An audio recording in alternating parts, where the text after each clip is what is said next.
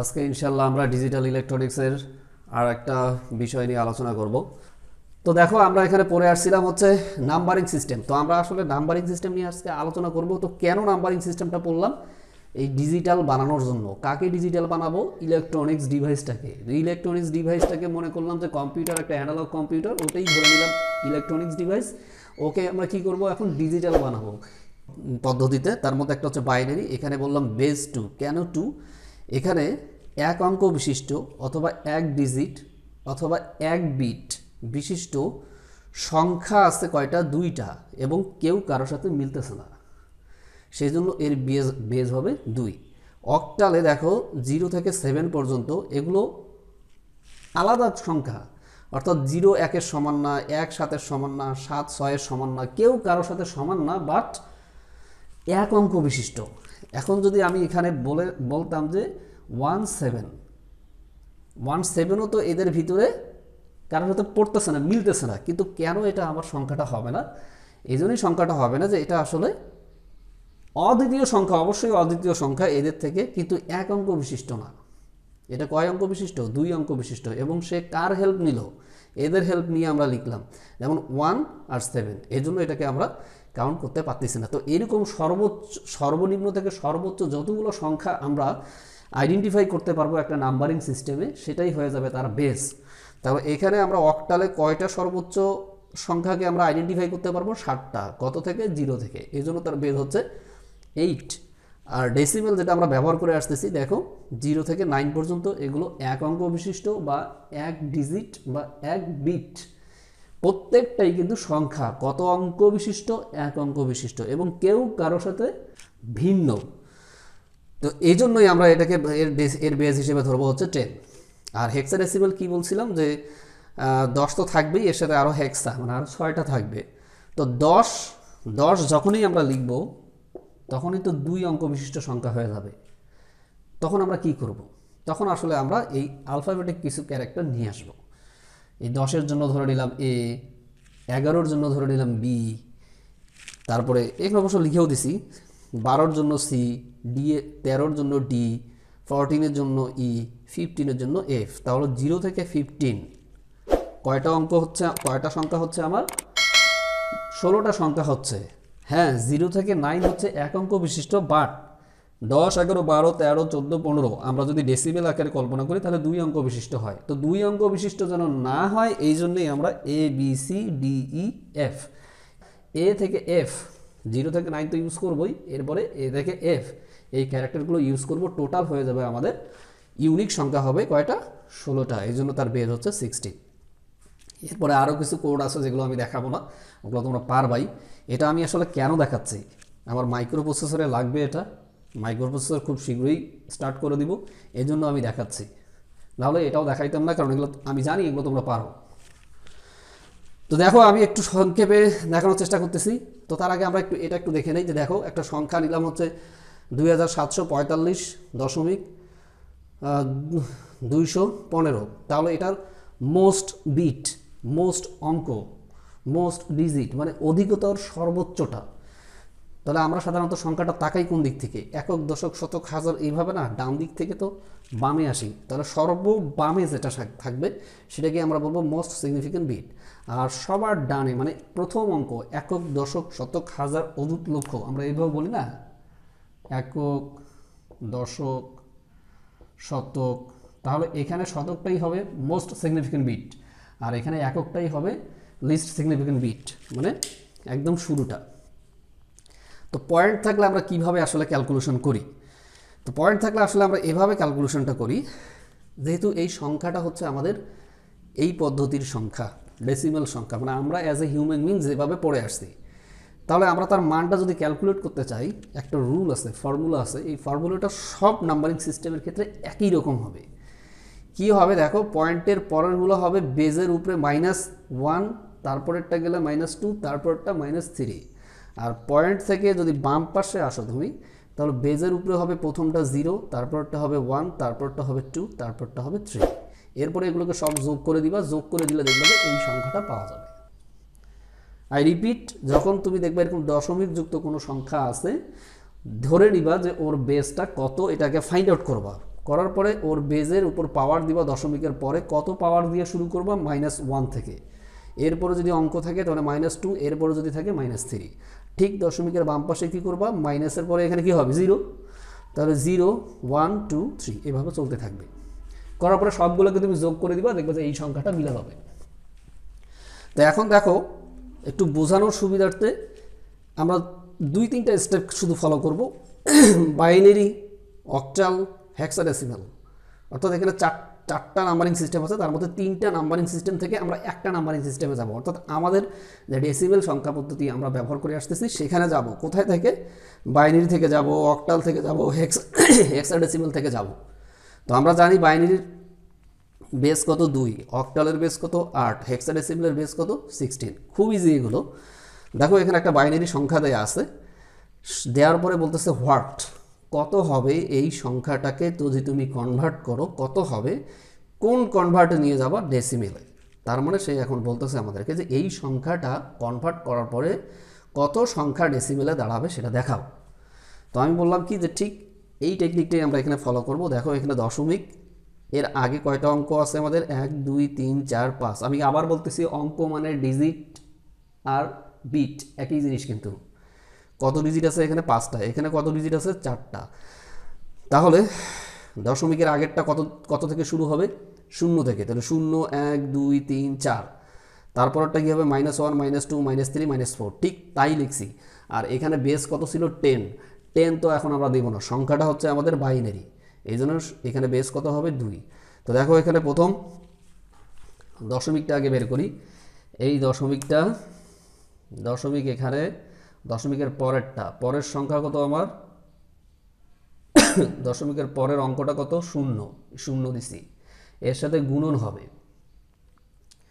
গুণন কত হবে, বেজের উপরে পাওয়ার, তাহলে বেজ হচ্ছে আমাদের 2 এবং পাওয়ার কত, দশমিকের পরে আসলে আমাদের হবে -1, তো -1 দিয়ে দিছি। এরপরে বললাম আমরা সবগুলোকে যোগ করব, এই জন্য আমরা যোগ চিহ্ন দিলাম, দেওয়ার পরে পরের অঙ্কটা নিলাম, পরের অঙ্ক হচ্ছে 1 এর পরে বেজের উপর পাওয়ার দেবো, তাহলে কত হয়ে যাবে 2। এর পরের অঙ্ক হচ্ছে 0, যোগের পরে 0 দিলাম, 0-এর পরে গুণন দিব, দেওয়ার পরে বেজের উপরে পাওয়ার দিয়ে দিচ্ছি 3। এর পরের অঙ্কটা হচ্ছে 1, তাহলে 1-এর পরে গুণ হবে অবশ্যই, কারণ ওর সাথে তো গুণ হবে। এখানে আমি যদিও গুণটা দেখাই নাই, এটা তো জাস্ট সিরিজ আর কি। এবং 2-এর উপরে পাওয়ার কত হবে, -4, অর্থাৎ এটা হবে -1 -2 -3 -4। আর এটা কত হবে, মাইনাসের পরে 0 1 2 3 4। ঠিক দেখো এই জিনিসগুলোই নিয়ে আসছি।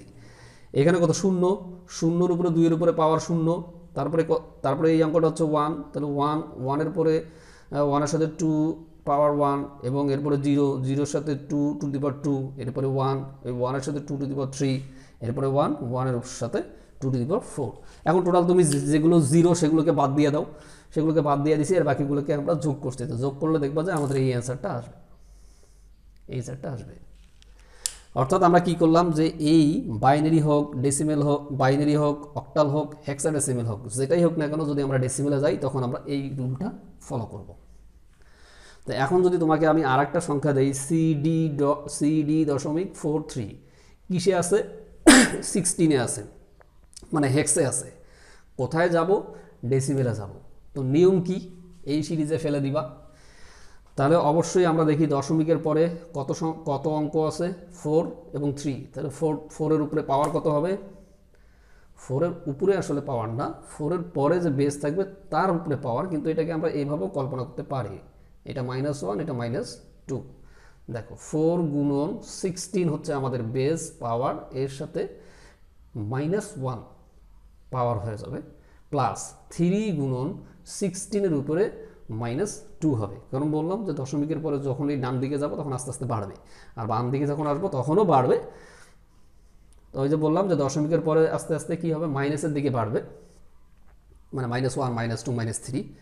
যদিও ভ্যালুটা কমে আসে, ওগুলো পরে বলবো না। আর এটা হচ্ছে ডি হলে কি পরের থেকে আসবে, ডির ভ্যালু কত আমাদের 13 গুণন বেস কত 16, পাওয়ার কত 0, প্লাস সি কত আমাদের 12,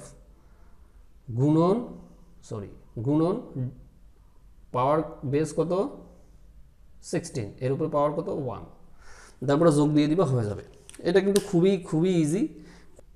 7 9 8 ইকুয়াল 10, অর্থাৎ এটা কোন টাইপের সংখ্যা, বেস কত 8, তার মানে অক্টাল সংখ্যা। কিসে নিয়ে যেতে বলছে, ডেসিমেলে। তাহলে প্রসেস কি, সেম এই প্রসেস, বাট এটা হবে না। কেন হবে না, দেখো অক্টালের ভিতরে আমাদের সর্বোচ্চ যে আমরা অঙ্কগুলো ইউজ করতেছি 7, এখানে দিছি কত 9। তাহলে তোমরা অ্যান্সারের ক্ষেত্রে কি বলবা, বলবা যে এই 79 এই সংখ্যাটাকে কখনো দশমিকে কনভার্ট করা যাবে না, কারণ অক্টাল নাম্বারিং সিস্টেমে এই সংখ্যা আদৌ পাওয়া সম্ভব নয়। শেষ অ্যান্সার। এবার তোমাদের একটা বাড়ির টাস্ক দেই যে এই সংখ্যাটাকে তোমরা কি করবা, ডেসিমেলে নিয়ে আসবে, নিয়ে আসলে অ্যান্সার এটা হয়ে যাবে। এই হলো মোটামুটি আমাদের বাইনারি, অক্টাল, হেক্সাডেসিমেল থেকে ডেসিমেল। এখন ঠিক এর উল্টাটা করব, ডেসিমেল থেকে বাইনারিতে, ডেসিমেল থেকে অক্টালে, ডেসিমেল থেকে হেক্সাডেসিমেলে। নিয়মটা এর একটু উল্টা, মানে ইনভার্স হবে। সবগুলো থেকে ডেসিমেলে গেছিলাম, এখন ডেসিমেল থেকে সবগুলোতে যাব। যেখানেই যাই না কেন এখানে ভাগ দেব, কাকে, দশমিকের আগের সংখ্যাটাকে ভাগ দেব, আর দশমিকের পরের সংখ্যাটাকে গুণ দেব। কত দিয়ে গুণ দিব, যেই বেসটা আমাকে নির্ণয় করতে বলছে সেই বেসটা দিয়ে। তাহলে এখানে দেখো 25কে 2 দিয়ে ভাগ দিলাম।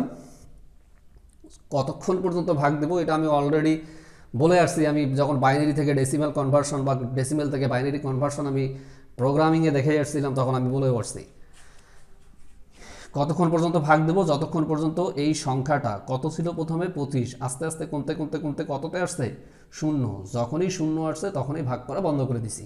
দেওয়ার পরে সংখ্যাটাকে আমরা আউটপুটে দেখাবো কিভাবে, রেজাল্টটাকে এই নিচ থেকে উপরে, অর্থাৎ এটা হবে আমাদের মোস্ট সিগনিফিকেন্ট বিট আর এটা হবে আমাদের লিস্ট সিগনিফিকেন্ট বিট। তাহলে প্রথম এটা হবে সবার বামে, বামের সংখ্যা 1 1, তারপরে 2টা 0, তারপরে 1।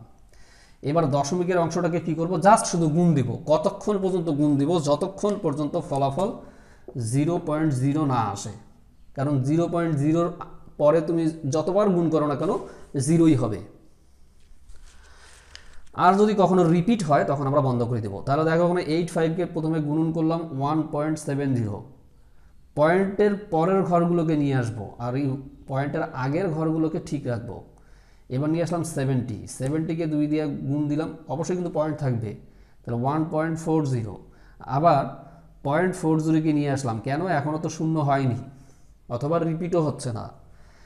তাহলে 0.40কে 2 দিয়ে গুণ দিলে হবে 0.80, আবার 0.80কে গুণ দিলে হবে 1.60, তখন আবার 0.60কে নিয়ে আসবো, 0.60কে আবার 2 দিয়ে গুণ দিলে 1.20, এখনও তো 0 হয়নি, এজন্য আবার 0.20কে নিয়ে এসে আবার 2 দিয়ে গুণ দিব। গুণ দেওয়ার পরে দেখতেছি 0.40 আমাদের রিপিট হচ্ছে,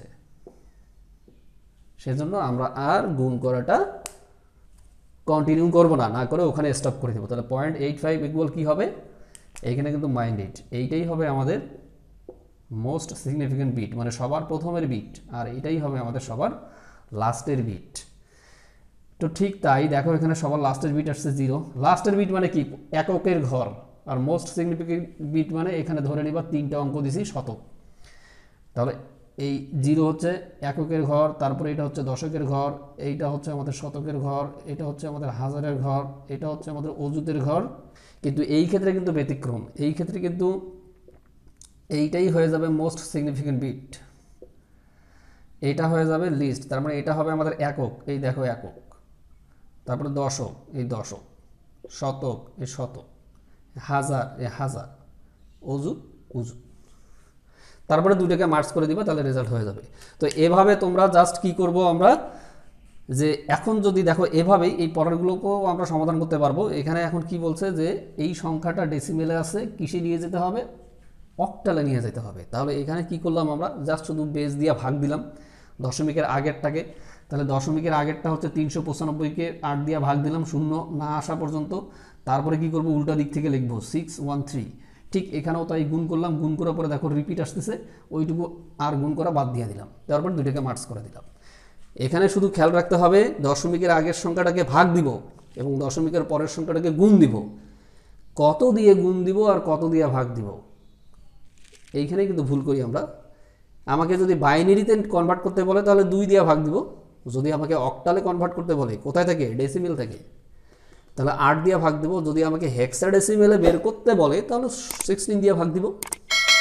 তা তোমাদের বাড়ির কাজ এটা করবা, এটা এর অ্যান্সার। তো আজকে এই পর্যন্তই। ধন্যবাদ সকলকে, আল্লাহ হাফেজ।